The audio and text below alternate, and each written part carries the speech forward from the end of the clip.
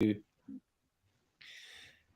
ora katoa, kia ora Aotearoa, kia ora Hemi Rolleston. So today, well, in this session, this is our 7th interview of 8. We've got our last one at 5 o'clock.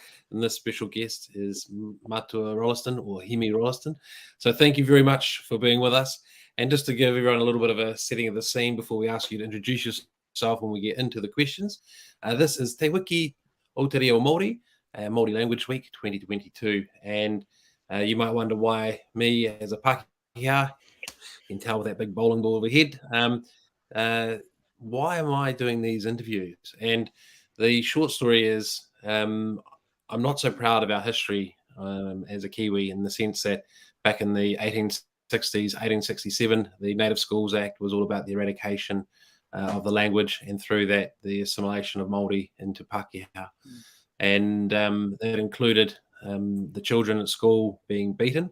And there's a lot more detail. I could spend more than half an hour talking about what I've read, but you get the point. So it answers a question that I get asked all the time, or people will say something at a barbecue when I speak te reo or talk about Māori aspects, it comes up in conversation. Why learn Māori? Why do you bother speaking Māori? Māori don't even speak Māori, as though it's their fault. But the truth is, it goes back to this language eradication program, and very typical of colonization of the era across the world where it happened, but it really happened here in New Zealand. So with that, we're getting a range of people today to tell their personal stories, which range from just learning to growing up fluently to how their families were personally affected, point in case. So with that, Hemi, if I could please invite you to introduce yourself to start with, and then we'll get into our discussion, our kōrero today. O kia ora tuatai kei te mihi ki a koe, te matua Ryan o te Raiana, tēnei te mihi ki a koe, mō tēnei kaupapa whakahirihira nō reira kei te mihi. Nā kai whakarongo, tēnā koutou, ina mana e nā reo, tēnā tātou katoa. I te taha o tōku matua, tōku whaia, tōku pāpa no Ngāti whakaue, nā te waka o te arawa. I te taha o tōku whaia hoki no Ngāti Pikiao, no Ngāti Rangawewehi, no Ngāti Mākino. I te taha o tōku pāpa, ko te whānau o Rolleston o Roretana, no Tauranga Moana, nai te rangi Ngāti Rangi Nui. Nō reira tēnā koutou katoa. So, I'm very privileged to be on this group. When I saw the caliber of the people, I wasn't quite sure how you found me, but I'm privileged to be sitting alongside those rangatira, to have a bit of a kōrero. As I said in my pepeha, I'm from both sides of both my parents are proudly Ngāti Whakaue. As I said today, I sit on the whenua of Ngāti Whakaue as I give this kōrero. So both my parents are born and I spent most of their time in Rotorua. And so generally the central part of Rotorua, Ngāti Whakaue. But my mother also has strong connections to other tribes within the waka of Te Arawa, Ngāti Rangawewehi, Ngāti Pikiao, Ngāti Mākino. And my dad, the Rolleston name is synonymous with Tauranga. And so my dad's connections whakapapa to Tauranga Moana, predominantly to Ngāi Te Rangi and to Ngāti Rangi Nui. And so I live in Tauranga Moana. So I'm privileged to have, I guess, dual citizenship, I suppose, is one of a better word. And fortunately, fortunately, they are nice and close to each other.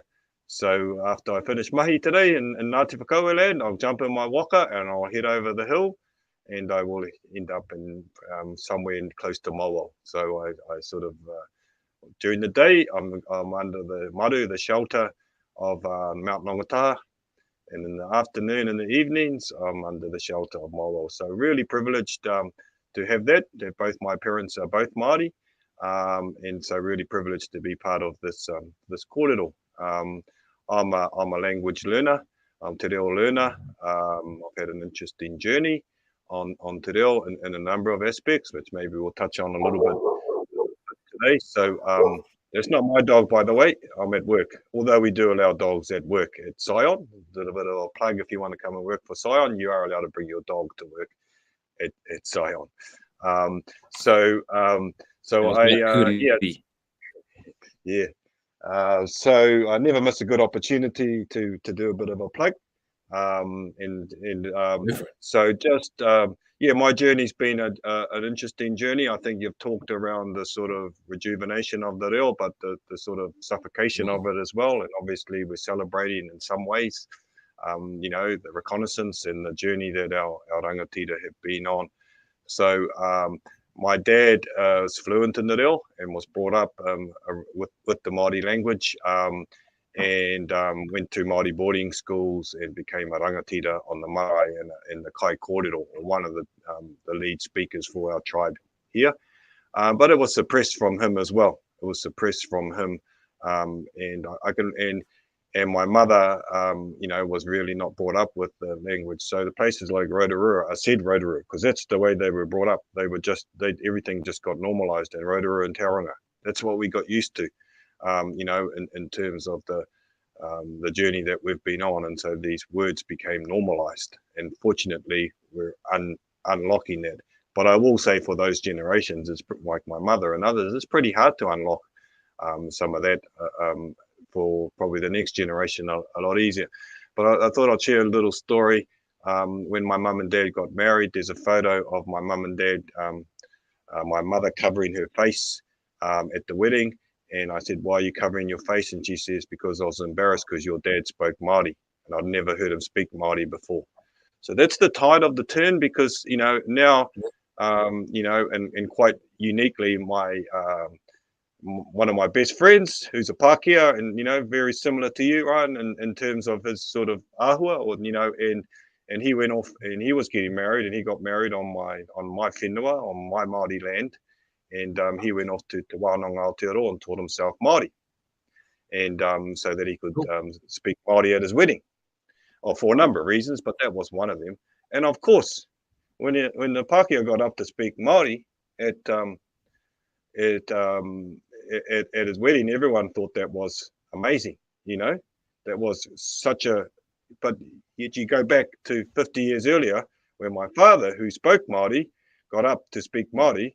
His wife, my mother, was embarrassed, because that was not the thing to do back then, and that was that was the first time she had actually heard him speak Māori, and of course the times have changed. So for me, it hasn't been a natural, because my father would speak it on the marae and at certain occasions, but it was not used in the home.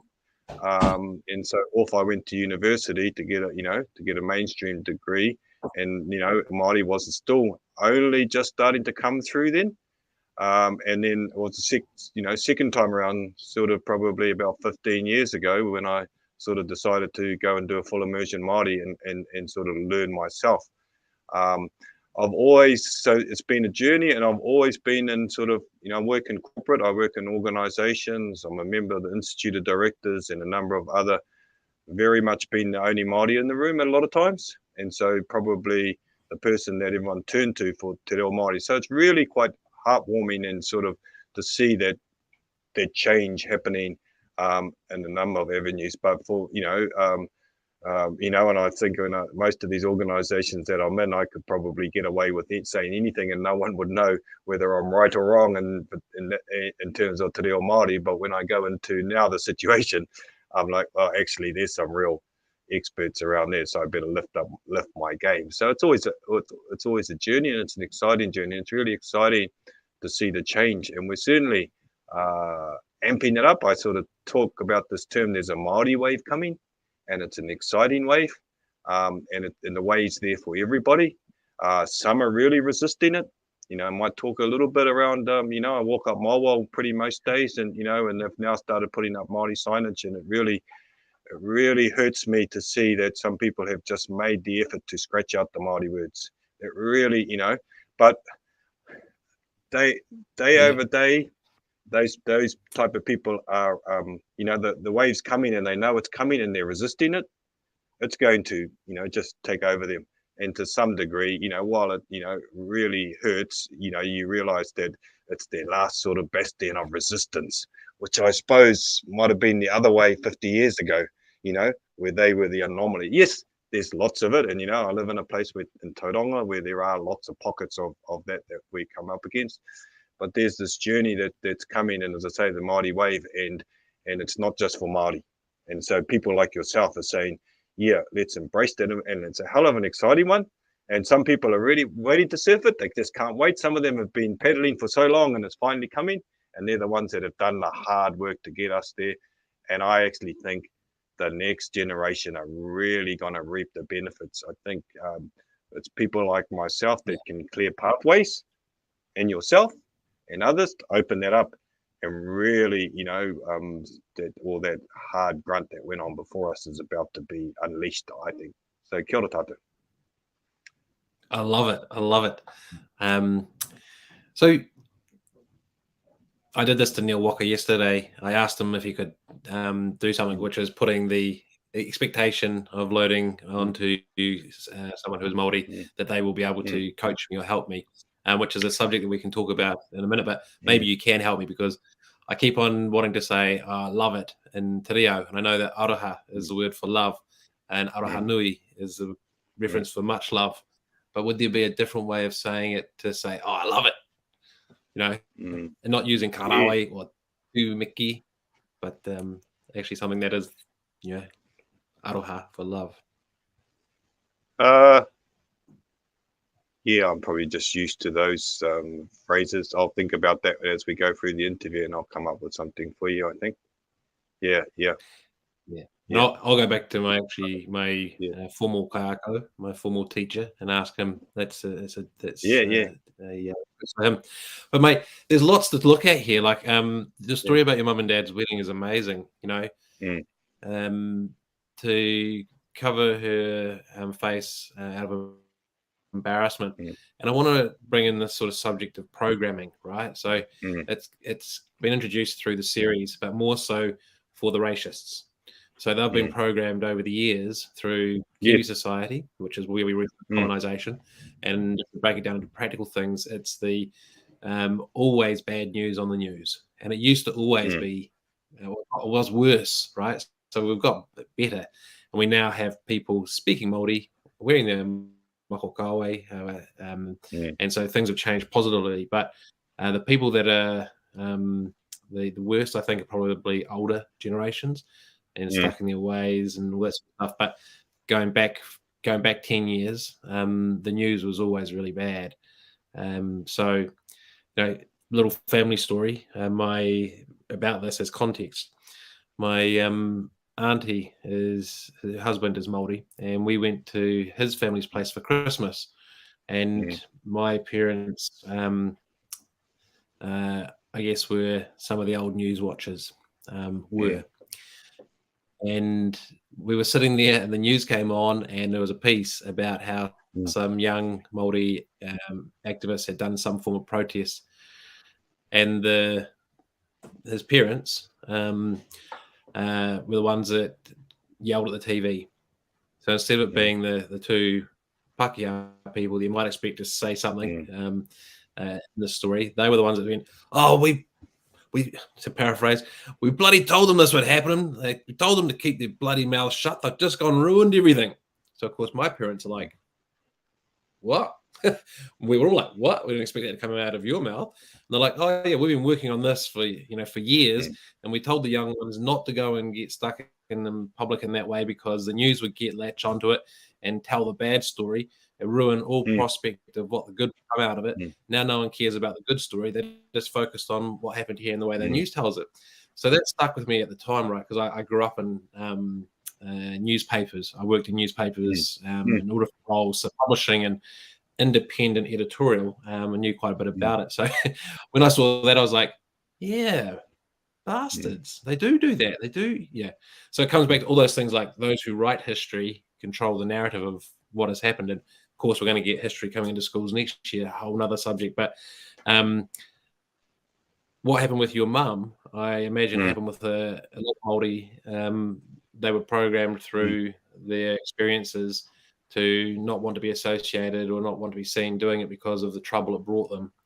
And therefore, it's quite understandable, while it's extremely sad and hurtful in some ways, or, you know, it's also understandable. Like, there's nothing against your mother, is what I'm trying to say. All support for her, but it talks to that. But now, you know, the good side is that, yes, the wave is coming and the next generations. So we've had some guests on here. I don't know if you've come across Jeremy Banks Yes, from yep. Yeah, No, Jeremy. So I went to school with him, and he was on the 2020, and his background was he grew up Pākehā. It wasn't until later in life that he discovered his Māori whakapapa, and I won't talk to the detail of it. You may have known or whatever, but they raise their children speaking Māori at home only. So they speak te reo at home rather than English. So it's quite an amazing turnaround in reference to your concept of the wave. But this is your show, not from my speaking. I just want to add all different bits of context. Yeah, no, great. Yeah. So what did you want? Yeah, so my next question was, you know, you talked about doing full immersion. Could you tell us a little bit about that course and what it's like? You know, what the practicalities are. Yeah, I think I said, like, it's always good to tell some stories, and so I went down I guess a mainstream being accountant route because I was sort of directed in the pathway, and you know, there wasn't a lot of Māori roles around. So there wasn't really an incentive. I mean, maybe, you know, to be fair, most of the Māori roles were teaching te reo Māori. So I had a good corporate role, you know, sort of living the dream in some people's eyes, working for local governments. You know, generally speaking, you always got a job, generally speaking. And doing well, and the sort of actually got a secondment to help set up the Māori unit within the organisation. So that sort of opened my eyes up to that side of the, you know, and decided just to walk out and go and study the reo and te reo Māori, and through Te Tohu Paitahi through Waikato University, because they'd set it up in Tauranga Moana. But what's interesting around about that, that is, you know, my you know, going back to my mum, and love her, of course, and she's you know, but she couldn't understand why I'd want to go off and, you know, give up a well-paid job, a secure job, to go and learn te reo Māori. So it was a personal journey. There was nothing at the end of it for me, apart from appreciation of the, you know, of that. It was a personal. I wasn't going off to do masters in anything or anything like that. Now, I still remember someone said to me, "Oh, so you're going to be a te reo Māori teacher?" You know, why? You know, so they're thinking of why would you want to actually go and do that? And so it's probably more around the process rather than, you know, the courses. And there's plenty of courses there around, you know, immersing myself in, you know, and again, there was all sorts of people all at different levels learning it. Some first language learners to first, you know, no exposure, and some non-Māori there, and some of them became real experts, and met some great people on there, and some of them have become, you know, really skilled in te reo Māori, and I'm still learning. But I went off and I did my postgraduate through Waikato University, so I did 2 years sort of exposing. But how am I now? I'm okay. I'd probably rate myself maybe on a scale of 10, maybe 3 to 4. Comfortable. Quite cool today, you know. Had a lunch with somebody, actually hoping I might be going to employ him, and all of the lunch was in te reo Māori. He is fluent in te reo Māori. It's te wiki o te reo Māori. So I live on a papa kāinga. So 3 of my whānau, the little kids there that have been homeschooled, you know, Māori language is their first language. So I live in still English is the predominant sort of language, but I live in a papa kāinga where 4 families, 2 of my, you know, 2 or 3 of them teach te reo Māori in one respect. But, you know, my brother-in-law is Australian. We're just a mixed blend, and we use as much te reo Māori as we can. So it's always a journey. I sit in a fairly prominent role, so I do have the role and responsibility of doing the whai kōrero.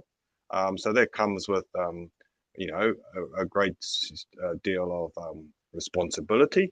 So, I'm always learning. I'm always learning the language. So it's been a journey, and it will continue to be a journey. The next journey for me is probably to go back, because it's probably been a while, and the only way you can probably do it properly is go deep into it. And again, it's just a matter of time. Our time always comes.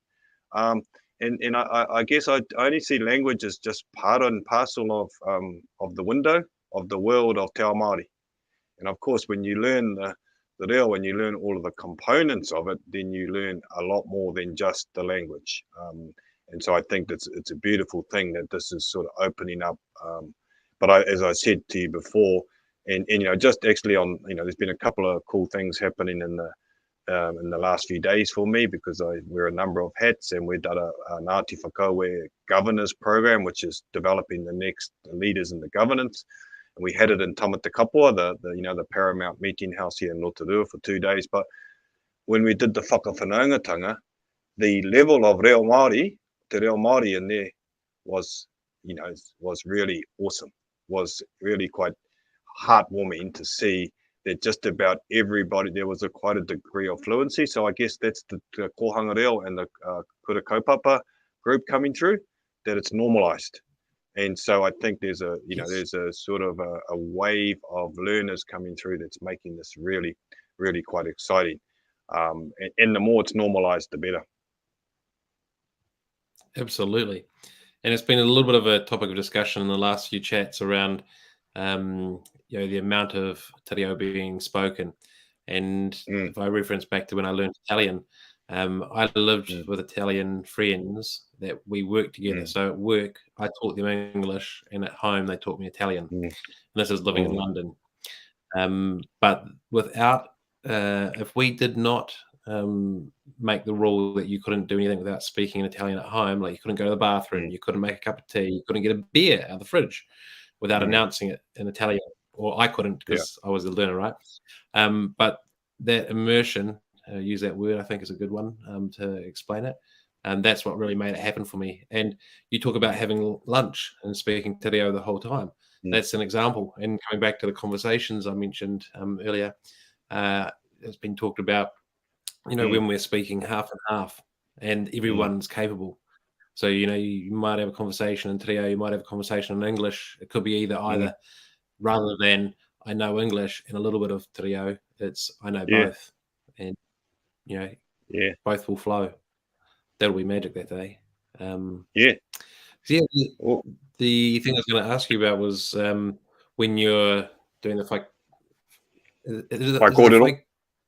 Kōrero. Yeah. So it is spelled different to the word Kōrero. No, it's just got the whai in front of it. Okay, cool. Yeah. Just checking, learning, always learning. Thank you. So could you tell us a little bit about that? I don't know yet, and I'm about to do the study for it, but if you could give me a little bit of a rundown of the whai kōrero. I feel like I'm saying, mispronouncing the middle syllable.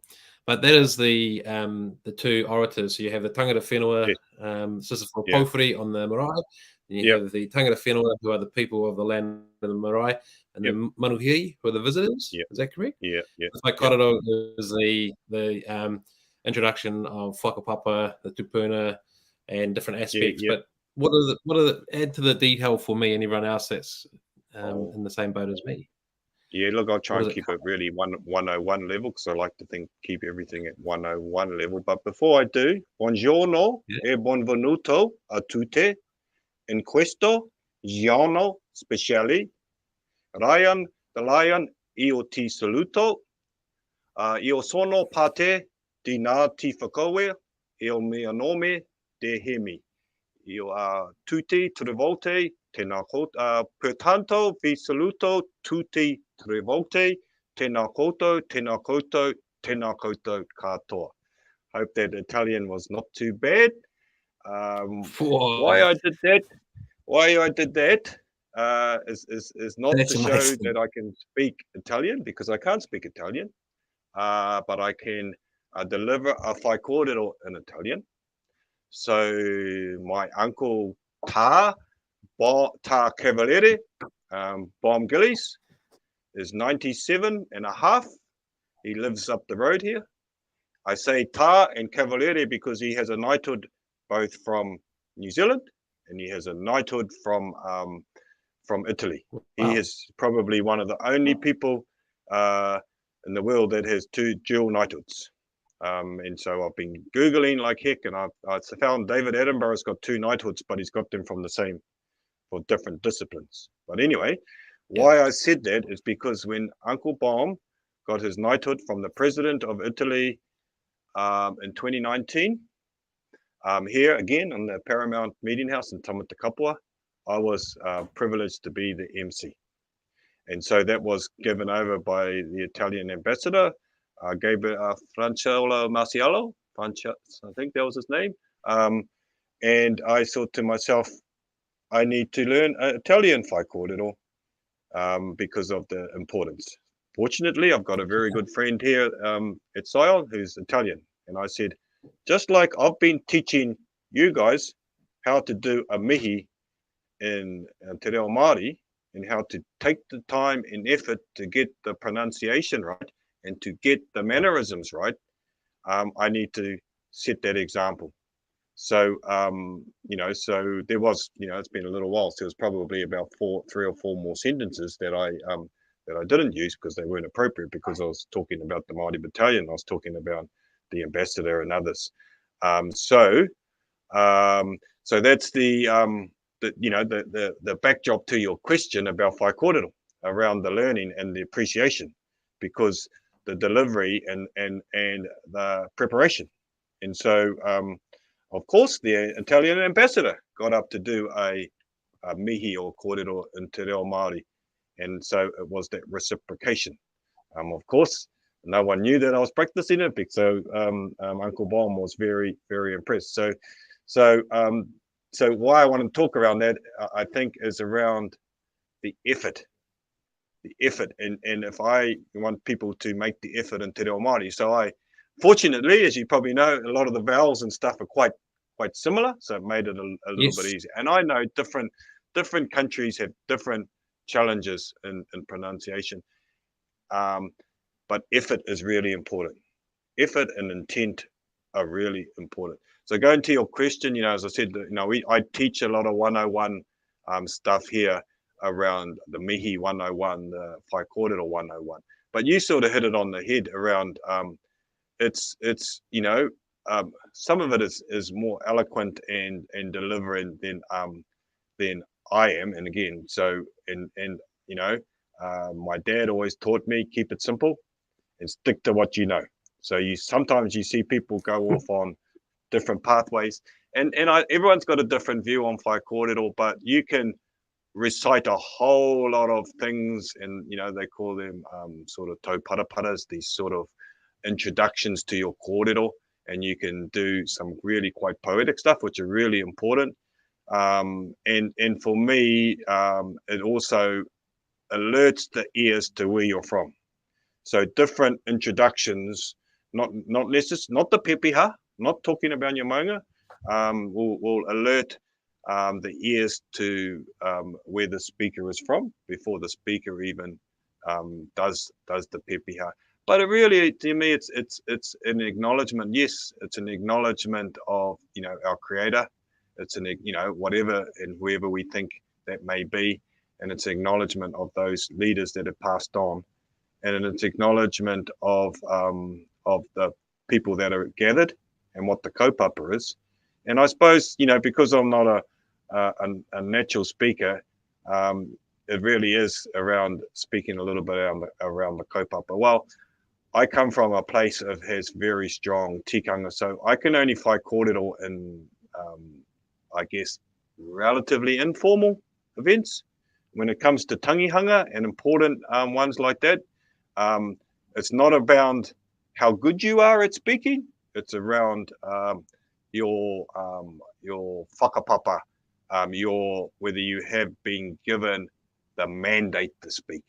So it's really quite interesting. So you've got some of the best speakers that in certain events will do that. So it's only very rare that if I want to speak at a tangi, I have to get approval. I can't just rock up to a tangi and speak. And so I've only spoken on very rare occasions, which is sort of good because it gives me a get out of jail card.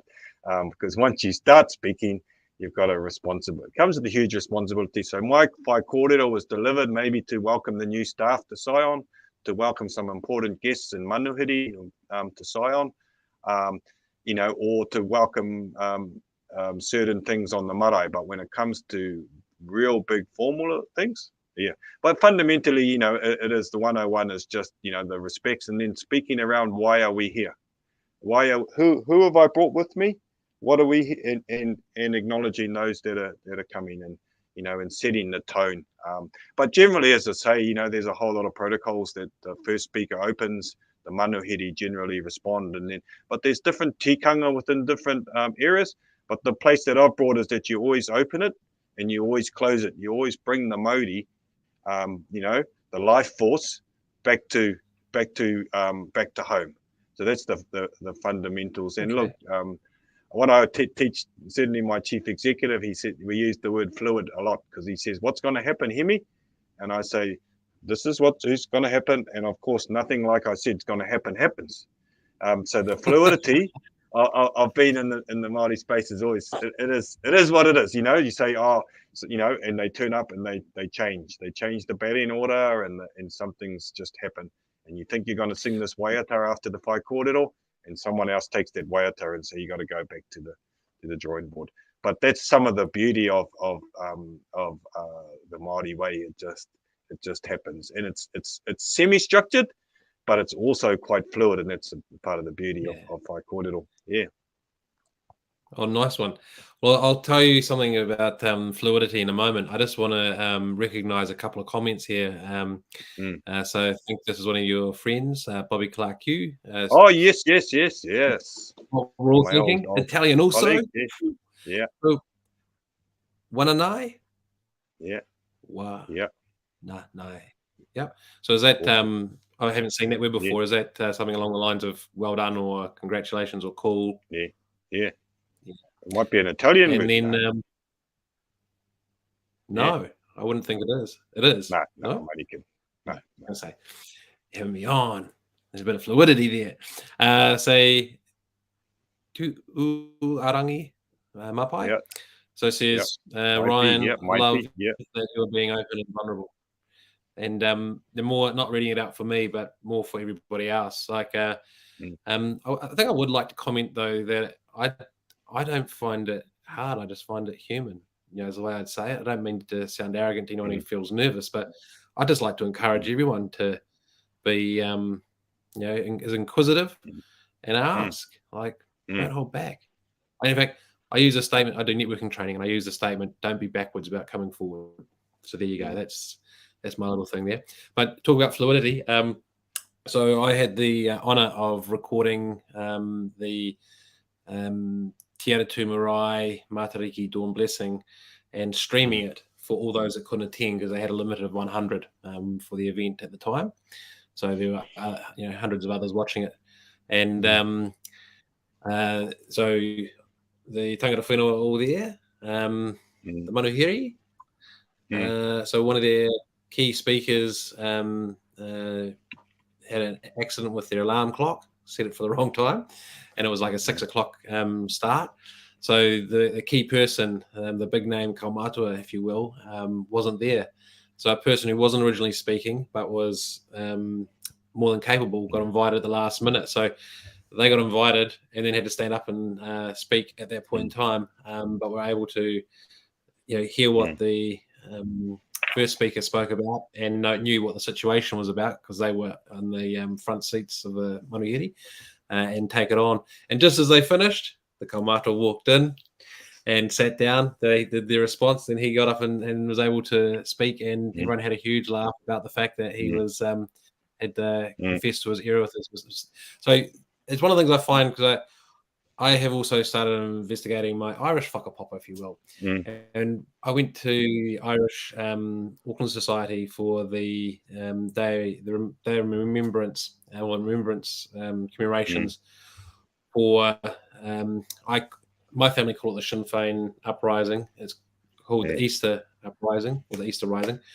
But it was the same thing, hugely serious event, but they just wrap in humour, you know, as and roll with it. So some good similarities, I thought. But yeah, that fluidity, because if I go back to my any exposure, I would expect those formal events from any culture to be really strict, because I brought up the, you know, strict aspect of expectations. So it's really cool to, you know, have that moment where it sort of ice is broken, and everyone cracks up and relaxes, but then comes back to the corporate. So hey, we're just a little bit over time, so I just want to respectfully check that you're okay for time. And look, I've got a couple of. I'm okay for time, but I know you got something sort of. So I've got a couple of things maybe that I could wrap up with. If you, sort of want to cover off, if you don't mind, and then we'll see where we go. So I want to absolutely just share another little story, because Māori are good at sharing little stories. So they always bring these stories in their fluidity. And so another Pākehā colleague of mine, part of our executive, really embraced te reo Māori. And so he was sort of 101, he was up to 102. He could do a little whakatauki and a kōrero and a pepeha.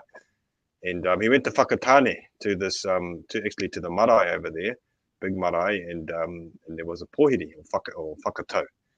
And Māori, and so he was near the front row, I think, and they looked, you know, the Māori guy looked at him and sort of he looked up and he gave him the nod, and he thought he was, you know, so he got up to speak, got up and, you know, did a great job by all accounts. And then they're having a cup of tea, and the fella said, I wasn't nodding to you, I was nodding to the fella, you know, the fella behind you, eh? And so he got up, and so I said to him, that's 103. When you don't want to speak, don't look up. You know, you just see these heads just bow down. And so, you know, when you're like, I don't want to talk, you just don't look up. The only reason someone's got to tap you on the shoulder or give you, you know. So that was quite a funny little story. And that's the beauty of the, you know, you just don't know. Look, I've been many a time where I've arrived and they said, Hemi, you're speaking. You know, just so, you know, the ability. And I arrived last night at an event, and it wasn't to speak in te reo Māori, but being prepared. And I'll come back to that, because the last question I got asked about, what does te wiki or te reo Māori, what does Māori language look in 50 years' time? But Ryan, you know, I think the interaction that's connected me and you, and the great thing about Māori is connections, I think, was the High Tech Awards.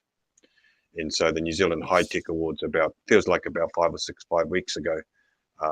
Interestingly enough, Agri-C, a proud Māori company, just won the Kudos Primary Sector Award last night too, and so they're doing great things. But I want to take you back on a journey, and it feels like, again, about 6 years ago, where I was sitting in that same venue in Wellington, and I was probably one of about 4 or 5 Māori in the venue. I was sitting next to now Sir Ian Taylor, and a guy by the name of Grant Straker stood up. He won a big award.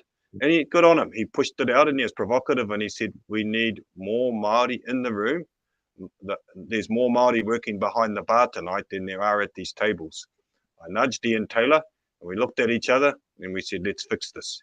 I think the extent of te reo Māori in that event might have been kia ora at the start. Might have been kia ora at the start, and that might have been if we were lucky. If we were lucky, and there was no Māori award. And so we quickly got about to fix that, and we introduced the Māori Award. And a lot of things happened there. There was a bit of Māori to open the event. Dr. Mary Quinn, who was the Chief Executive of Callaghan Innovation at the time, was on a te reo journey. Those that live in the world of te ao Māori will know a rangatira by the name of Tūmanako Wereta, who was the chairman of Te Aropaki Trust at the time, was sitting at our table. Mary reached over to him and she goes, I'm thinking of just doing my kōrero in Māori anake, no English. And he said, kei a koe. He said, up to you, which was yes. So Mary got up there and delivered this kōrero, and her reo is really good. Her reo was, you know, top notch, and she delivered it all.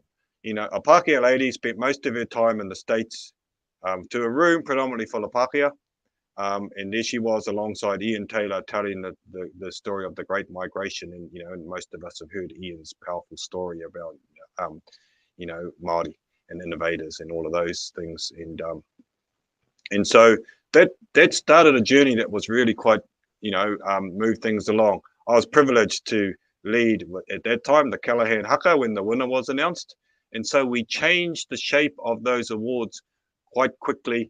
Fast forward, I think 5 years now, and I've been away off the scene for a little while, and I come back, and the iwi of Wellington are powerfully opening the event, all in te reo Māori. All of the cultural significance was opening it. David Downs, who we all know probably well, beautiful mihi I roto I te reo Māori, telling it, genuinely, authentically, delivering it. The guy from PwC, I can't remember his name, it'll come to me soon, giving a mainstream award, did the award all in the reo, no English.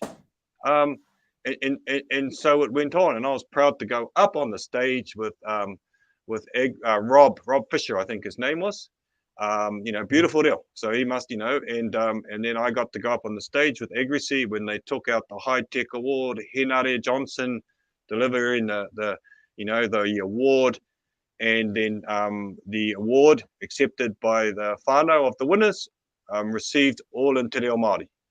Hey, wasn't that fantastic? And so I go back to sitting in that room, and so that journey, and there's more to come. And I think you're actually getting to a point where if you don't get up and say something in te reo Māori, you're an anomaly, and that's the whole flip side. So if I know time is upon us. So if I flip to last night, where I thought I was going to a fundraiser, an auction, to have a beer and enjoy myself, and got told that I was ringing to sit as a guest speaker in Tamati. Talked a whole lot of things, but his last question to me, or to us, was, fast forward to 50 years, Te Wiki o Te Reo Māori, what does that look like? And my answer was, there will be a Te Wiki o Te Reo Pākehā, because Māori would be so normalized. We have to have a week to celebrate the English language, to strengthen it, because we've become so adverse and so comfortable in using te reo Māori. Secondly, that we would be advertising for GM of all these roles. GM Māori will be advertising for GM Pākehā, and there will be somewhere in the description preferably a degree of fluency in English, and a Māori will get the job. How cool would that be? And then, as I said, if I go back to my mate standing up and speaking Māori at his wedding, a Pākehā speaking Māori at his wedding, and everyone thinking, well, that's cool. So as I said, I would want to be standing up and speaking English, and everyone goes, wow, that's cool. Just like that. So we'll turn that tide. So we've got to turn things on their head. So, I think that, that if you go back to the high tech awards, that's just the beginning. We've got to make sure it's not tokenism, and it's not just a bit of, it's actually authentic all the way through. And I think more of these things to celebrate. And perhaps the Māori Awards need to pay attention in the future. Just like the high tech awards have a Māori award, perhaps the Māori Awards need to have a Pākehā award. Perhaps this is time to turn things on their head. So yeah, I just thought I'd share a couple of and so. Well, I reckon that there should be the Māori Tech Awards with the Māori Tech Association, the Mātarau, and do exactly what you're talking about. To make that point, to start it now. Don't wait for 50 years. Well, that's how you get to that point in 50 years, was by starting now. But it's beautiful thinking, because it's I'll confess, I'll be the example myself, right? I hadn't thought of doing that or getting to that point. I was thinking of like, what do we do tomorrow? What do we do next? How do we make more use? How do we, so one of my things is for all the money that was spent on COVID, I think the government should spend a budget on free te reo training for all Māori that would like it. You don't have to worry about booking and don't have to worry about paying, especially in, like, what is it, $15, $16 a kilo for tomatoes.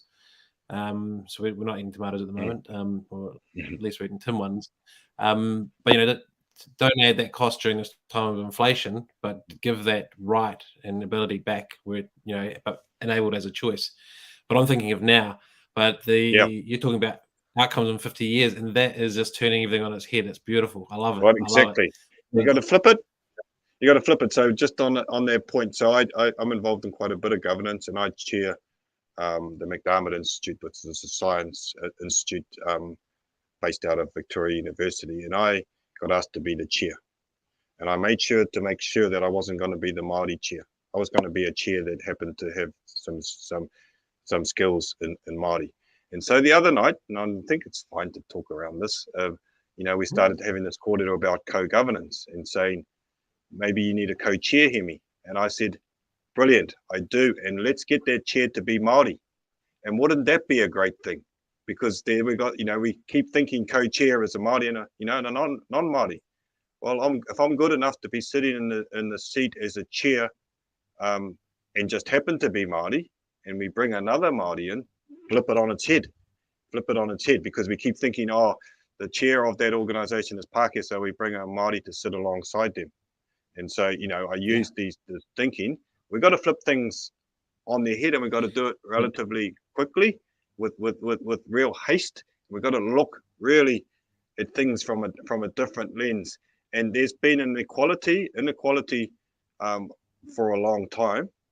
And this is not around anybody getting a disadvantage. It's just giving a big advantage back to Māori. And that's a rebalance. That's a rebalancing, kōrero, and that's maybe something we can potentially talk about in the future, because I know we talk around te reo Māori, but Māori's just I guess a window into a whole lot of other things that we need to get right. So I think I really like the view of let's turn things upside down, and some of these these disruptors. So words like disruption and courage to really do things differently. That's the exciting part. Just putting that down in the notes of the timestamp comments. Disruption and courage. And what I wanted to share, because the point is that what we're making is that it's about two roles, not about the people. It's not about here's the chair and they are Pākehā, and here's the co-chair and they are Māori, but it's about the roles. One is a chair, one is Māori chair, but this person could actually be Pākehā, being the Māori chair. This person could be, will be either Māori or Pākehā. But if this was the Māori person holding the chair seat, which might have been seen to be where the Pākehā would be, and the Pākehā being in the Māori chair, then it would really not just flip, because it's already flipped by that point, flipped before that point, but it really just makes the point that we're all in this together as Kiwis, and there's a huge amount of cool change that's about to happen that we can embrace and be part of making happen. And I think it's you've got me thinking on a whole nother level now with this 50 year ahead idea. So I've got to thank you for that. That's good. So hey, we're just coming up on time. We are now hitting the 50 minutes. So I'll get everyone else back to work, because we've got viewers and I'm watching the numbers here that have been staying through. And that's why I do the time stamping of the comments. So if people want to watch 5 minutes here, 5 minutes there, they can go to that bit that they can pick up on. But some really amazing concepts. So I'll give a little bit of a summary to give you some time to think of your closing remarks. You might have something more to add, or you'll think as I speak. But let's do a quick summary. So we typically have 3 questions, but we didn't quite formally address all 3 questions. But we did cover We were fluid. We were fluid. We were fluid, and there's point 1, fluidity in the face of strictness. So the first question was around personal journey, and Hemi shared with us about the difference between a photo from his parents' wedding when his mum, who was Māori, covered her face in a photo because his father was speaking te reo Māori, and she was embarrassed because that was how things were at the time. And I use the word program because it wouldn't have been by choice, but it's by programming of outside influences. And now, more modern times, your friend who was Pākehā spoke in te reo at his wedding. So that was the the opposite sort of comparison of 50 years ago compared to today, and a little bit more about your personal story, how you left a great job to go and study full-time at Waikato University, to go into full immersion, and the expectation from other people there is that you wanted to become a Māori teacher because you're doing that, but it was actually about learning your te reo, and of course we know you're a Scion, and great plug for the company, organisation, doing some amazing stuff there for NZ Inc. and for organisations like AgriSea, who have just won their second award, or at least the second one I know of, first one being High Tech when we met.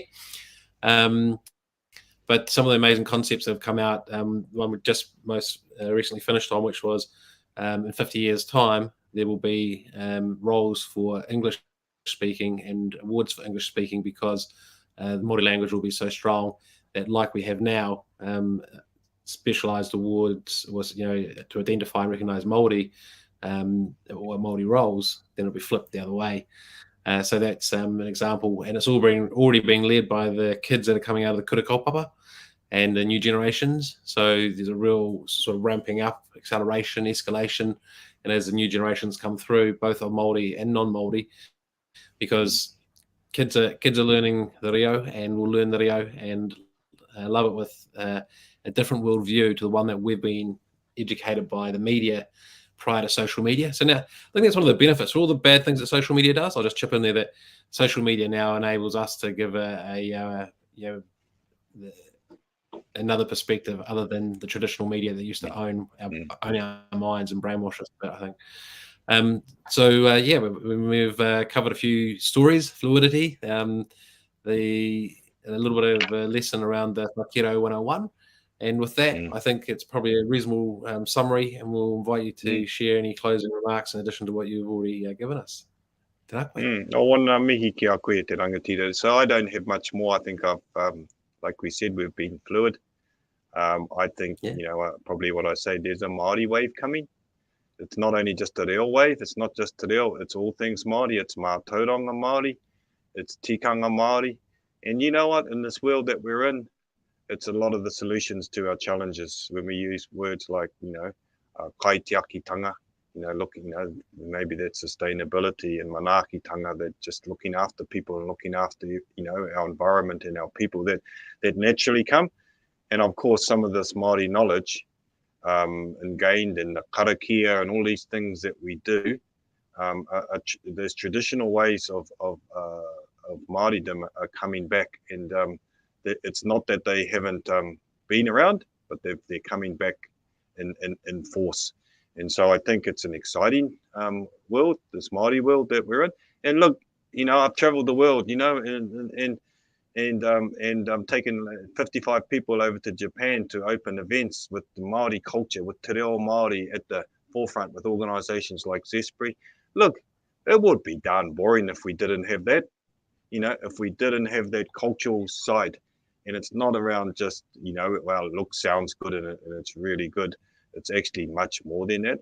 So, it's our sort of, it's our superpower, but it's our magic. It's our magic that sets us apart. And things would be relatively boring if we had these big events. And, we opened our big whare, te whare nui o tū te ata. And those that have been here will see we've got a wonderful wood first, world-winning architectural building. But without that name and without that mana and without that story, and we had the Prime Minister opening and we had the kids doing, and all of these stories and the reo coming through, we just had the opening and said, rah, rah, rah, cut a ribbon. Really bland, eh? Really bland. Yeah. And then when you integrate it, it's beautiful. It's powerful, and it's magic. And so I think, there's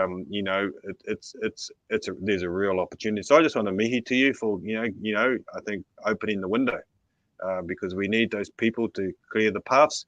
And sometimes it's pākehā that sort of open up, because sometimes we just talk to one another, and and it's what we do. So just want to mihi to you for opening up the door, and letting a number of us sort of share stories.